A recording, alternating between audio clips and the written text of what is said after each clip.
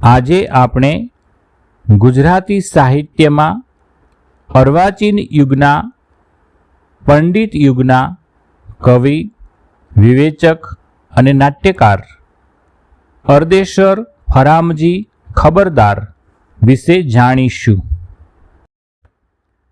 કવિ ખબરદારનું પૂરું નામ અરદેશર ફરામજી ખબરદાર હતું.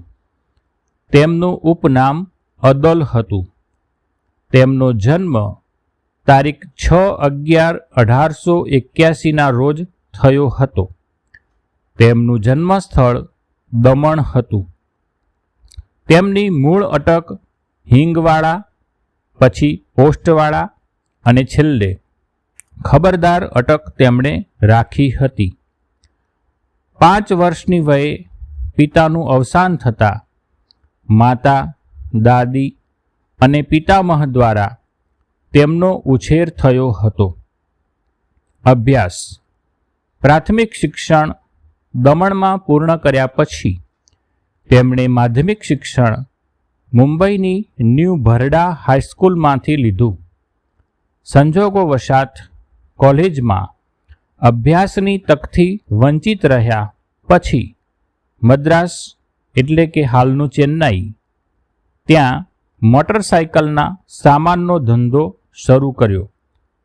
તેઓ પછી મુંબઈમાં સ્થાયી થયા હતા. તેમનું અવસાન તારીખ 30/7/1953 રોજ થયું હતું. કવિ ખબરદારનું સાહિત્ય સર્જન: કાવ્ય સંગ્રહ. કાવ્ય રસિકા તેમનો પ્રથમ કાવ્ય સંગ્રહ છે, જેમાં દલપત શૈલીના કાવ્યો છે. વિલાસિકા નરસિંહરાવ દિવેટિયાની શૈલીના પ્રકૃતિ કાવ્યો તેમાં છે. પ્રકાશિકા અન્ય કાવ્યો તથા કાંત અને કલાપીની શૈલીના ખંડ કાવ્યો છે. ભારતનો ટંકાર રાષ્ટ્રભક્તિના પ્રેરક કાવ્યો. સંદેશિકા ઇતર કાવ્યો તથા દેશભક્તિના કાવ્યો. કલિકા અંગ્રેજી બ્લેન્ક વર્ષમાં વિશિષ્ટ કલ્પના રૂપક સફર દીર્ઘ પ્રેમ કાવ્ય. ભજનિકા ભક્તિ કાવ્યો છે. રાસચંદ્રિકા ભાગ 1 તથા 2 નાનાલાલ અને બોટાદકરની શૈલીમાં રાસ તેમાં છે. દર્શનિકા પુત્રી તહેમીનાના દુઃખદ અવસાન બાદ ધર્મ, તત્વજ્ઞાન અને સાત્વિક ચિંતનમય સ્નેહનો વિશ્વધર્મ પ્રબોધતો કાવ્ય સંગ્રહ છે. રાષ્ટ્રિકા શૌર્ય, સ્વાર્પણ પ્રેરિતા દેશભક્તિના કાવ્યો છે. કવિ ખબરદારનું સાહિત્ય સર્જન: કલ્યાણિકા તત્વદર્શનયુક્ત ભક્તિ કાવ્યો. શ્રીજી ઈરાન શાહનો પવાડો મરાઠી પવાડી ઢબનું ઈરાન શાહ અને પારસી કોમના ઇતિહાસ વિશેનું વર્ણન કાવ્ય. ગાંધી બાપુનો પવાડો ગાંધીજીનો મહિમા ગાતું કાવ્ય છે. નંદનિકા પ્રભુ વિષયક સોનેટ કાવ્યો. ગાંધી બાપુ ગાંધીજીનું મહિમાગાન કરતા 31 કાવ્યો. કીર્તનિકા વંદન, સ્પંદન, ક્રંદન, મંથન, ચિંતન, રંજન અને નંદન એમ 7 વિભાગોમાં પ્રભુ ભક્તિના 75 કીર્તન કાવ્યો. મલબારીના કાવ્યરત્નો કવિ બહેરામજી મલબારીના કાવ્યોમાંથી પસંદ કરેલા કાવ્યો. નાટક કે જે અપૂર્ણ રહ્યું, મનુરાજ અથવા વિશ્વનાટિકા. એમના ગુજરાતી કવિતાની રચના કળા પરના 5 વ્યાખ્યાનો મહત્વપૂર્ણ છે. હવે આપણે કવિ ખબરદારની જાણીતી રચનાઓનો રસાસ્વાદ માણીએ. સદાકાળ ગુજરાત. ગુજરાત અને ગુજરાતી વિશેની આ કવિ ખબરદારની અમર રચના છે. તો આવો માણીએ સદાકાળ ગુજરાત.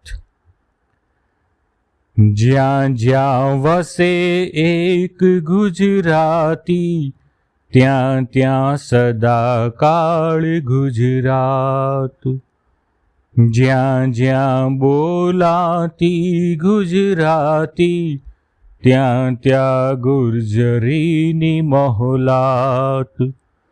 જ્યાં જ્યાં વસે એક ગુજરાતી, ત્યાં ત્યાં સદાકાળ ગુજરાત. ઉત્તર દક્ષિણ પૂર્વ કે પશ્ચિમ, જ્યાં ગુર્જરના વાસ.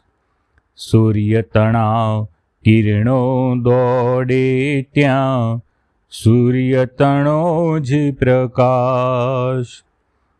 જેની ઉષા હસે હેલાતી, તેના તેજ પ્રફુલ્લ પ્રભાત. જ્યાં જ્યાં વસે એક ગુજરાતી, ત્યાં ત્યાં સદાકાળ ગુજરાત. ગુર્જર વાણી ગુર્જર લાહાણી, ગુર્જર શાણી રીત. જંગલમાં પણ મંગલ કરતી, ગુર્જર ઉદ્યમ પ્રીત.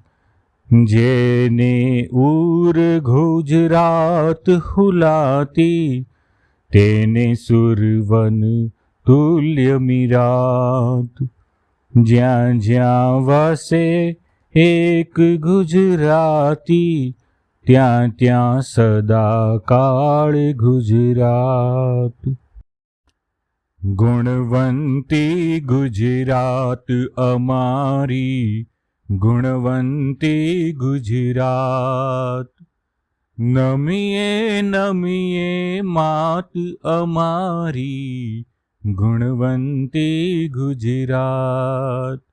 ગુણવંતી ગુજરાત અમારી, ગુણવંતી ગુજરાત. મોઘેરા તુજી મણિમંડપમાં, ઝૂકી રહ્યા અમ શીશ.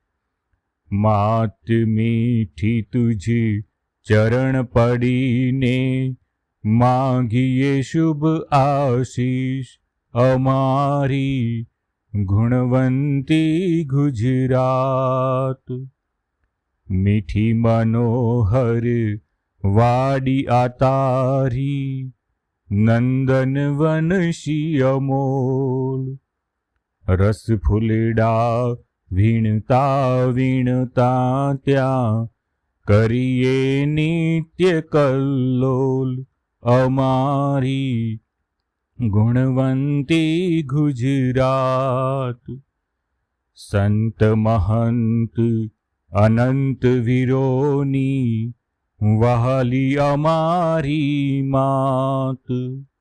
જય જય કરવા તારી જગતમાં, અર્પણ કરીએ જાત અમારી, ગુણવંતી ગુજરાત.